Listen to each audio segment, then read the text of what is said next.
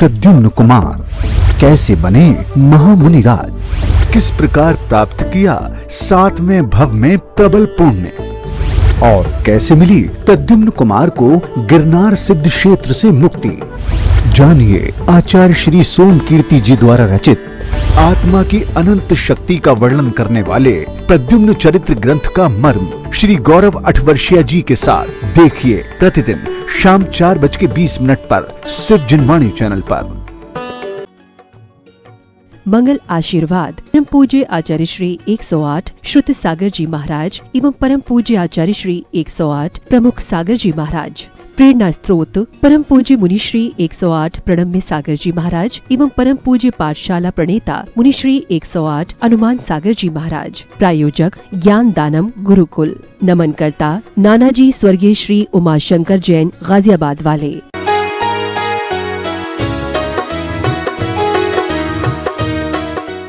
कल आपको बताया था कि राजा श्रेणिक भले ही इस भव में वर्तमान में क्या है, नरक चले गए क्योंकि कुछ गलती करी थी।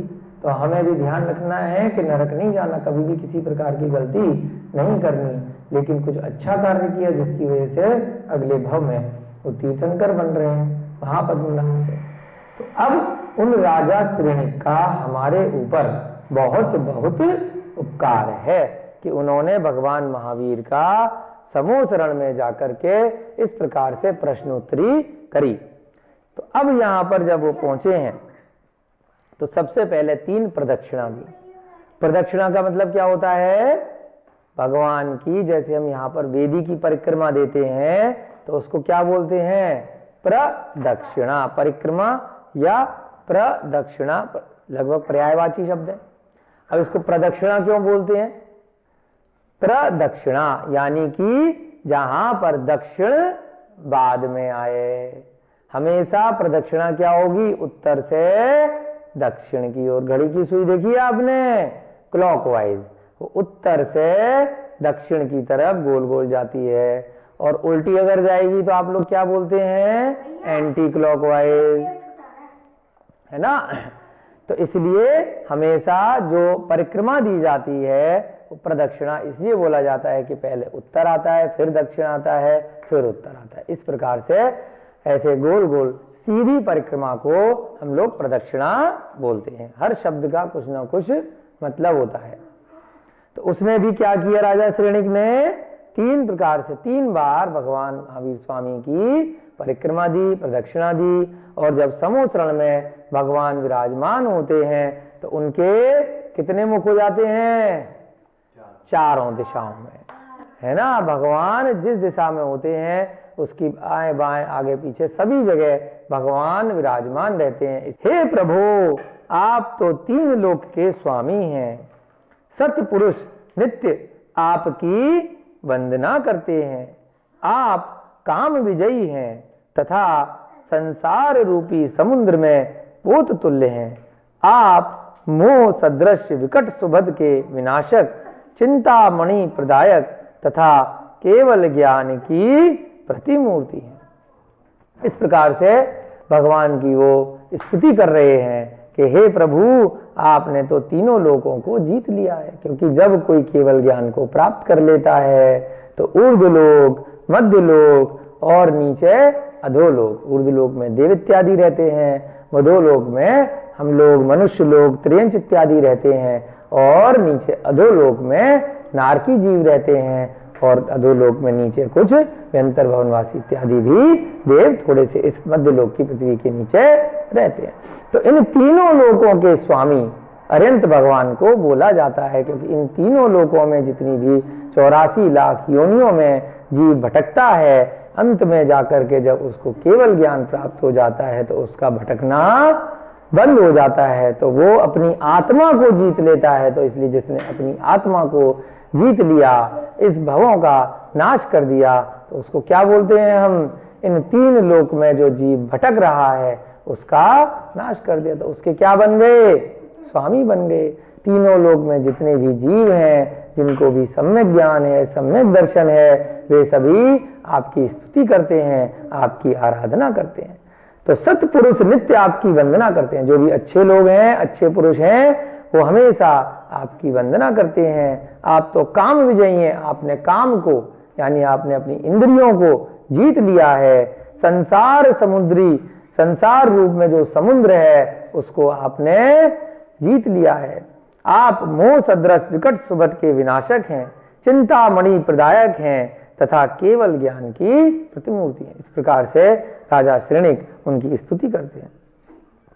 आदि पुरुष तेजस्वी स्वयंभू तथा स्वयं बुद्ध आप ही हैं। आदि पुरुष हैं आप तेजस्वी हैं, आप स्वयंभू हैं और आप क्या हैं? स्वयं बुद्ध हैं, यानी कि बुद्ध यानी कि जिन्होंने ज्ञान को प्राप्त कर लिया है, बोधि को प्राप्त कर लिया है। आपकी आत्मा में स्वयं से ही ज्ञान झलक रहा है। हे स्वाभाविक आनंद की प्रतिमूर्ति, दुख शोक आदि विनाशक, जरा मरण आदि से रहित, सम्यक रत्नत्रय से मंडित। जरा माने क्या होता है बताइए? जरा माने बुढ़ापा, जन्म जरा मृत्यु विनाश का है ना। जन्म जरा माने बुढ़ापा, जरा मरण आदि यानी कि बुढ़ापा बड़ा कष्टदायक होता है, चाहे मनुष्य योनि का हो या त्रियंच योनि का हो या नरक योनि का हो, किसी भी योनि का जब बुढ़ापा आता है, या देव योनि में भी अंत के जो 6 माह शेष रह जाते हैं तब भी बड़ा कष्टदायक होता है उनको। तो कभी भी बुढ़ापा आता है, इस आयु का जब अंत आने लगता है तो इंद्रियां क्षीण हो जाती हैं, भूख परेशान करने लगती है, व्याधियां आ जाती हैं, विपत्तियां आ जाती हैं, रोग आ जाते हैं। तो जन्म जैसे दुखदायक है ऐसी बुढ़ापा दुखदायक है, और ऐसे ही मरण के समय जो कष्ट होता है वो बहुत ही दुखदायक है। परंतु जब केवल ज्ञान की प्राप्ति हो जाती है तो इन सारे चक्रों से मुक्ति हो जाती है। जीव का बार बार जन्म लेना, बुढ़ापा आना, मृत्यु आना, इससे रहित हो जाता है। आप सम्यक रत्नत्रय से मंडित हैं। रत्नत्रय का अर्थात क्या होता है?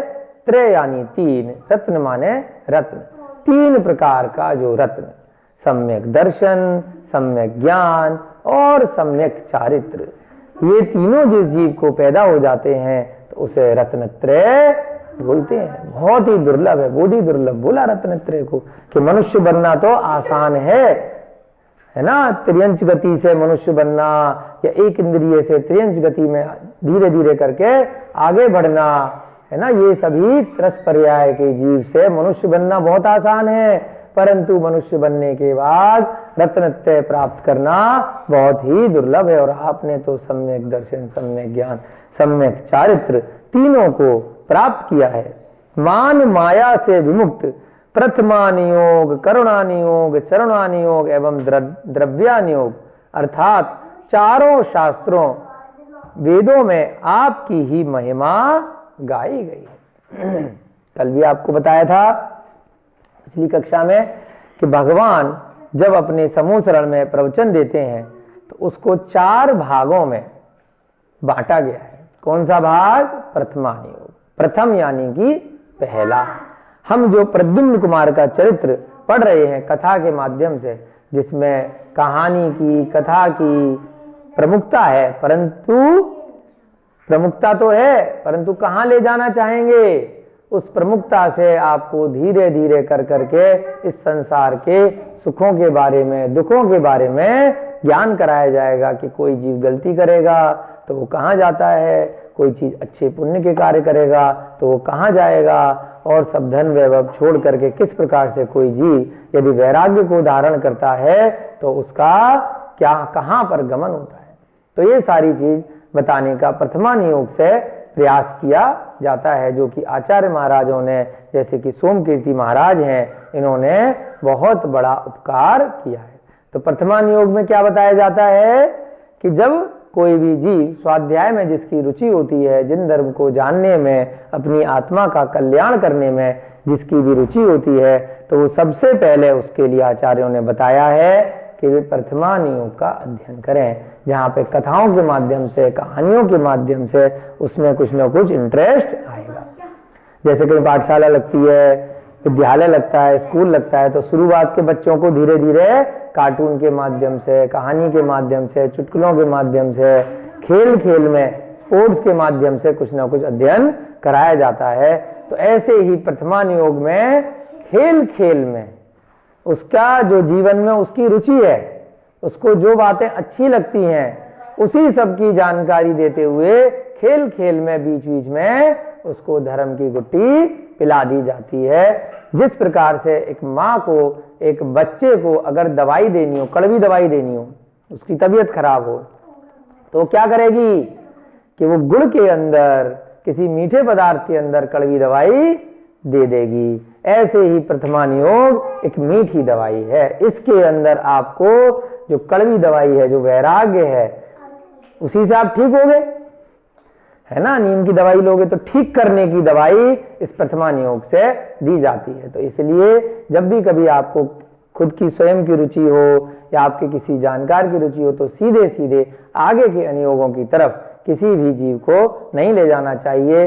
प्रथमान योग का कोई भी ग्रंथ हो, जैसे प्रद्युम्न कुमार चरित्र है, पांडव पुराण है, पद्म पुराण है, आदि पुराण है, हरवंश पुराण है, ऐसे सैकड़ों हजारों पुराण हमारे आचार्यों ने अपने ज्ञान के माध्यम से, अपने पूर्वाचार्यों के ज्ञान के माध्यम से और जो पूर्वाचार्यों द्वारा रचित ग्रंथ हैं उनके आधार से वर्तमान समय की अपेक्षा से हमारे लिए उनका सरल भाषा में अनुवाद कर करके उपलब्ध कराए हैं। तो हमें उनका स्वाध्याय करना चाहिए, अन्य जीवों को भी कराना चाहिए और उनको प्रेरणा देनी चाहिए। तो प्रथमान योग के ग्रंथ सबसे पहले हमें पढ़ने चाहिए। सीधे सीधे आगे के जो डिफिकल्ट चीजें हैं वो उसके बाद, जब उनके कुछ प्रथमान योग के ग्रंथों का स्वाध्याय हो जाए तो उसके बाद उनका अध्ययन करना चाहिए। तो 4 प्रकार के अनुयोग में पहला अनुयोग कौन सा आया? प्रथमान योग। दूसरा करुणानुयोग। करुणानुयोग यानी कि करण प्लस अनुयोग, यानी कि जिसमें कुछ कैलकुलेशन हो, कुछ मैथमेटिक्स हो, कुछ गणित हो, कुछ विज्ञान हो, इस 3 लोक के बारे में जानकारी हो, कैसे कैसे कौन सी पृथ्वी कहाँ पर है, हम लोग कहाँ रहते हैं, सूर्य चंद्रमा की क्या स्थिति है, पृथ्वी घूमती है या स्थिर है, भरत क्षेत्र कहाँ है, तो थोड़ी कैलकुलेशन, कितनी दूरी पर कौन सा क्षेत्र है, कितना राजू का है, कितना योजन का है ना, ये सारा गणित का जो विषय आ जाए तो ये भी हमें पढ़ना जरूरी है, जिससे कि हमारा स्वाध्याय और अच्छा होगा, हमें और विश्वास होगा। कई लोग कहते हैं कि करुणानुयोग पढ़ने की क्या जरूरत है, हमारे समझ में ही नहीं आता है, ये तो बहुत डिफिकल्ट है। भले ही डिफिकल्ट हो, लेकिन यदि आपका प्रथमानुयोग का अध्ययन हो चुका है, आपके धर्म के प्रति श्रद्धान आ गया है, वैराग्य की भावनाएं आ गई हैं, आप अपनी आत्मा का कल्याण करने चाहते हैं, तो आपको अन्य अनुयोगों का भी अध्ययन समय रहते करना चाहिए, क्योंकि ये सब भी करुणानुयोग के ग्रंथ भी हमारे भगवान महावीर की वाणी से ही निकले, आचार्यों ने रचित किए हैं। तो उन्होंने कोई अपना समय पास करने के लिए तो नहीं किए, है ना। उन्होंने हम लोगों को ये ज्ञान मिले, इस संसार का जो स्वरूप है उसकी हमें ज्ञान हो, बोधि हो, इसलिए रचना करी है। तो करुणानुयोग के भी हमें अध्ययन करने चाहिए। इसमें जैसे उदाहरण है, हमारा तुल्य प्रणति ग्रंथ है, आचार्य यति वृषभ द्वारा रचित है, त्रिलोक सार है, आचार्य नेमिचंद सिद्धांत चक्रवर्ती द्वारा रचित है, इनकी टीकाएं करी हैं आर्यका विशुद्धमती माता जी ने, गोमठ सार इत्यादि हैं, बहुत सारे ग्रंथ हैं जिनमें कि ये वाला अनुयोग करुणानुयोग के बारे में बहुत अच्छे से चर्चा की। चरणानुयोग, चरण यानी कि हमारे जो चरण होते हैं, हमें कैसे, चरण से हम क्या काम करते हैं, हम चलते हैं, तो हमें कैसे चलना है। जैसे प्रद्युम्न कुमार चरित्र हम पढ़ रहे हैं तो इससे हमें कुछ जानकारी मिलेगी, तो जानकारी मिलने के साथ में हम अपना कल्याण कैसे करेंगे, हमें उस पर अमल करना पड़ेगा। जैसे कि उदाहरण आता है कि भाई नदी है और एक नाव रखी है, नदी को पार जाना है, परंतु जब नाव में बैठेंगे ही नहीं तो नदी से पार कैसे जाएंगे। या नाव नहीं है, आपको पता है कि इस पार से उस पार ये स्थिति है, परंतु तैरना सीखेंगे ही नहीं, तैरेंगे ही नहीं, तो नदी को पार कैसे जाएंगे। तो इसलिए चलना तो पड़ेगा ही खुद से, है ना। आपने वीडियो देख ली कि ऐसे गाड़ी चलाते हैं, ऐसे नदी में तैरते हैं, ऐसे जाते हैं, तो क्या उससे आपका कल्याण हो जाएगा? क्या आप एक स्थान से दूसरे स्थान पर पहुंच पाएंगे? क्या आपकी नैया पार होगी? नहीं होगी।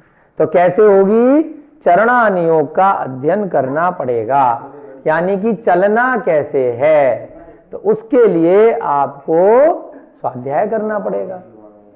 आपको चरणानियोग के ग्रंथों को पढ़ करके, रत्नकंड श्रावकाचार इत्यादि ग्रंथ हैं जिसमें बताया गया है कि कैसे एक जीव को अपना कल्याण करने के लिए कैसे व्रत लेने हैं, कैसे नियम लेने हैं, कैसे उसको वैराग्य की धारण करनी है, जितनी जितनी जिसकी क्षमता हो उसको अपने उस शक्ति तक क्षमता के अनुसार से तप इत्यादि करना बताया है। तो चरण यानी कि कैसे चलना चाहिए, इसके भी ग्रंथ पढ़ने पड़ेंगे और खुद से उसको आचरण में लाना पड़ेगा। तो आचरण और चरण, तो इनके लिए क्या बताया, चरणानियोग एवं द्रव्यानियोग।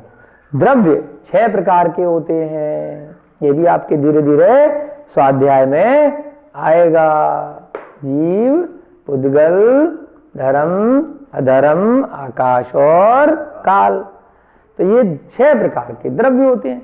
अब द्रव्यानुयोग में क्या आएगा, अनियोग यानी कि जिसका इसमें वर्णन हो, यानी कि जहां पर आत्मा के कल्याण के बारे में बताया जाए। जब आपको बाकी अनियोगों का ज्ञान हो गया तब आप द्रव्य का ज्ञान करो, पदार्थ का ज्ञान करो, आत्मा का ज्ञान करो, पुद्गल का ज्ञान करो, किस प्रकार से आत्मा में कर्मों का आना होता है, किस प्रकार से वे सभी कर्म आत्मा में आने से रुकते हैं, किस प्रकार से वो झड़ते हैं, निर्जरा होती है, और जब सारे कर्मों का नाश हो जाता है तो किस प्रकार से जीव को मोक्ष पद की प्राप्ति होती है।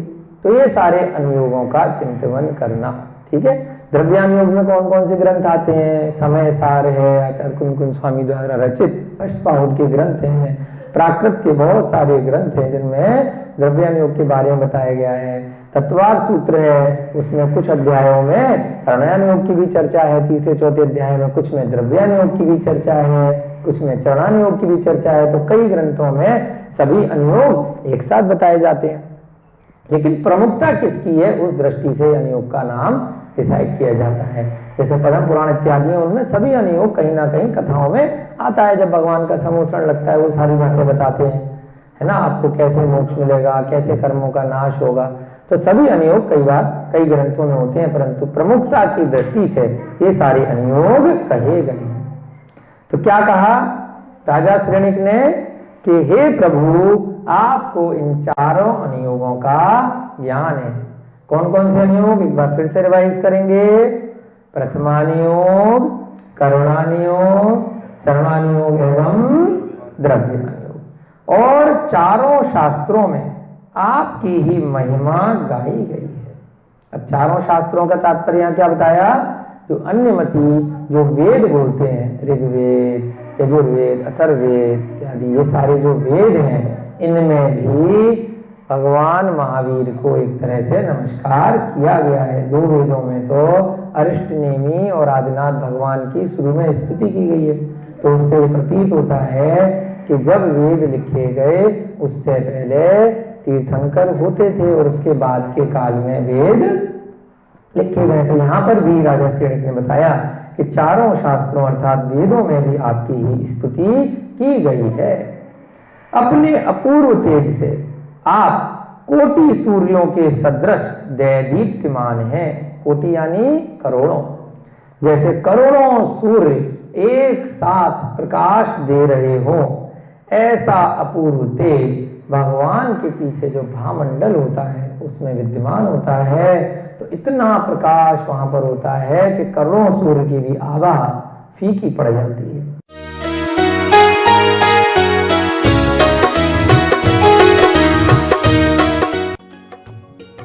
मंगल आशीर्वाद परम पूज्य आचार्य श्री 108 श्रुत सागर जी महाराज एवं परम पूज्य आचार्य श्री 108 प्रमुख सागर जी महाराज।